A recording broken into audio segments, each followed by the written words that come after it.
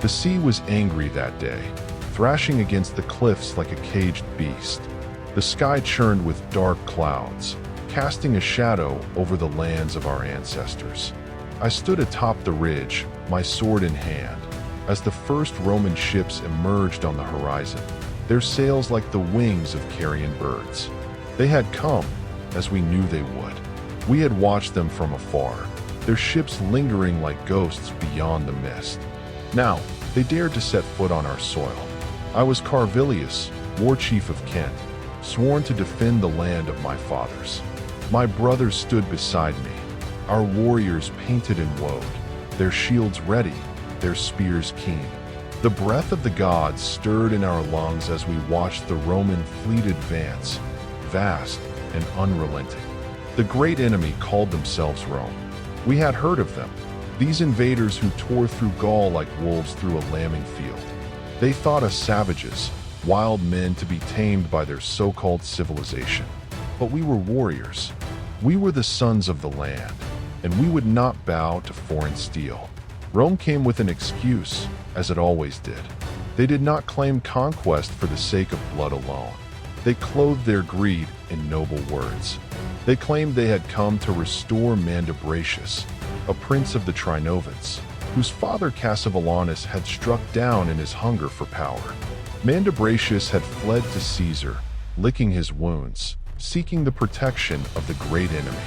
And Caesar, always eager for war, had seized upon this cause to return to our shores. But we knew better. This was not about Mandubracius, nor about justice.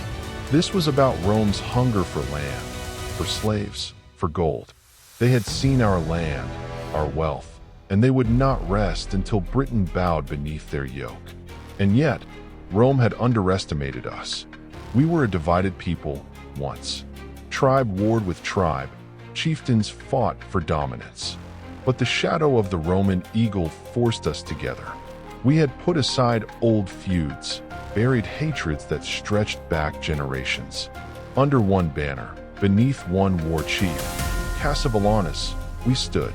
The war horns had echoed across the land for days, summoning warriors from every village, every tribe. Even now, more of our kin gathered in the woods beyond the beach, hidden, ready to strike when the time was right. The cliffs trembled beneath us as the first of their warships came within range. Below, the shore bristled with our warriors, waiting for the landing. The Romans hesitated. They had not expected our fury, our numbers. But their leader, this Julius Caesar, was no fool. He barked orders, and the ironclad warriors aboard the ships began their descent into the churning waters.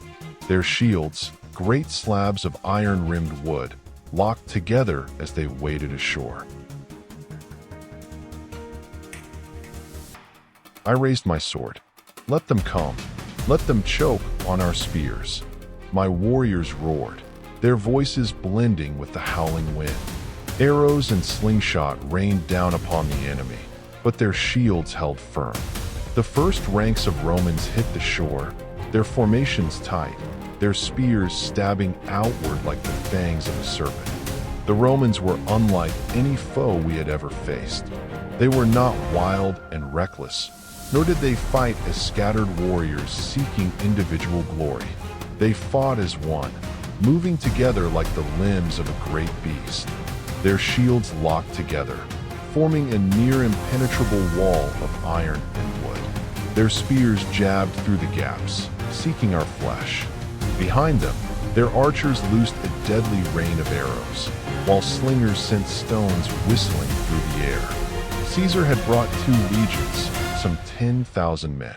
Each Roman soldier was clad in thick armor, armed with the short stabbing sword, the gladius, and a heavy throwing spear, the pilum.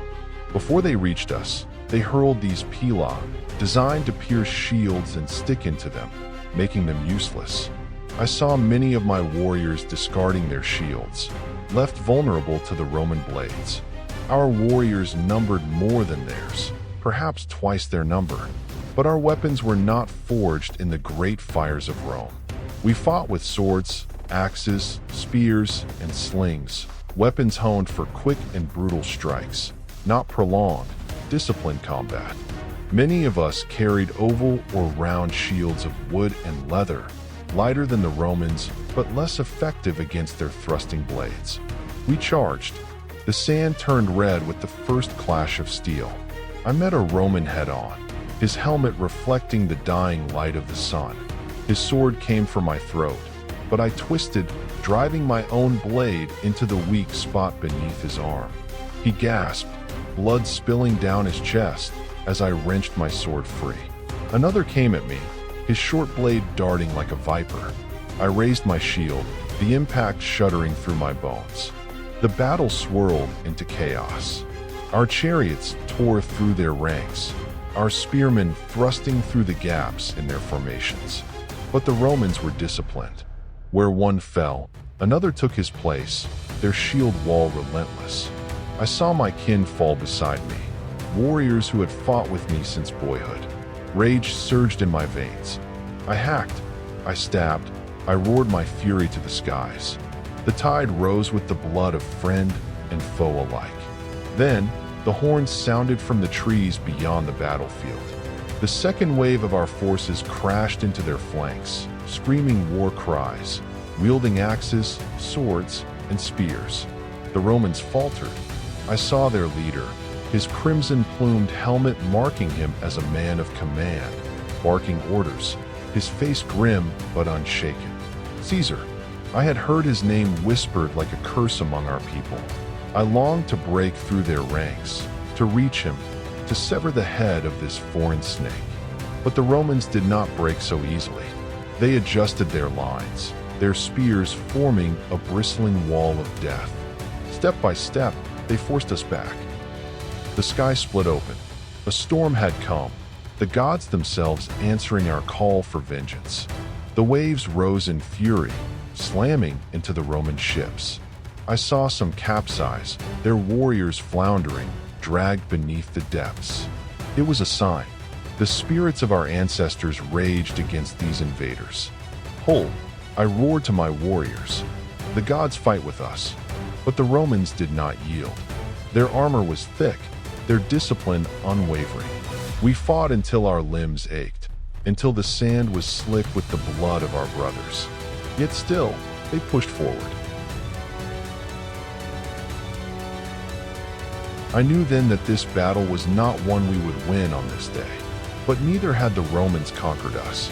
They had thought to wade ashore and claim our land as their own, but they had met the fury of Britain. Though we fought with the strength of the gods in our veins, we could not match their discipline. The Romans moved as one, their formations unbreakable, their warriors drilled to act in perfect unison. Even when we struck them hard, even when our chariots crushed their ranks, they did not break as other foes did. They held firm, their shields raised, their lines shifting like the tide. But though they were superior in their craft of war, they had underestimated our spirit. They had believed us to be nothing more than a rabble of wild men, scattered and untrained. They did not expect our ferocity, our refusal to yield. We had made them bleed for every step they took upon our land, and for that, we had won a victory of our own. We had fought with the fury of storm-driven waves, crashing against the Roman war machine, but they did not break. Their discipline was their strength, their shields a fortress, their blades unyielding. Cassivellaunus saw what I too had seen. The field of battle did not favor us. We could not meet them in open combat and expect to triumph. So we did what the land had taught us. We vanished into the forests, into the hills, where their formations would be useless, where their soldiers would stumble over roots and be swallowed by the shadows. We harried them, striking from the trees, never allowing them a moment's peace. We bled them, made them know that though they stood on our land, they would never own it. Caesar called for hostages, demanded the submission of our tribes. Some, fearful of his might, bowed. But not all. Not Cassivellaunus. Not me. Not the warriors who knew that no chain, no Roman tongue, no promise of gold or favor could outweigh the cost of freedom. Then the gods themselves struck. The sea rose in wrath, storms tearing the Roman ships from their moorings, smashing them against the rocks like brittle twigs. The invincible legions, so proud, so certain, now stood stranded and battered. They had victory in battle, but no conquest. They had struck our soil, but they had not tamed us. I stood upon the cliffs and watched them flee back across the waters, retreating before the will of the land and the fury of its people. They would return. I did not doubt that.